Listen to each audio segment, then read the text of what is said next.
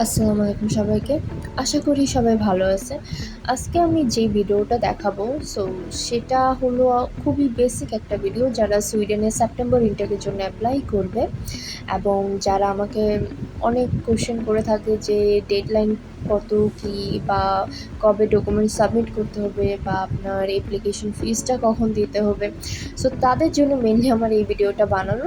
এখানে আপনি দেখতে পারতেছেন যে কোথায় আপনি কি ডেডলাইনস এবং ডেটটা খুঁজে পাবেন এবং আপনার যেহেতু অটম সেমিস্টার সেই ক্ষেত্রে আপনার অ্যাপ্লিকেশন স্টার্ট হচ্ছে কবে, আপনার ডেডলাইন কবে, সেক্ষেত্রে আপনার টিউশন ফিস কবে দিবেন, আপনার ডকুমেন্টস কখন আপলোড করবেন, এই ধরনের যেই কোয়েরিজগুলো আসে এটার জন্যই আজকে মেনলি আমার এই শর্ট ভিডিওটা বানানো। আশা করি এই যে ভিডিওটা দেখতে পারতেছেন যে আমি ডেডলাইনটা কোথা থেকে বের করলাম।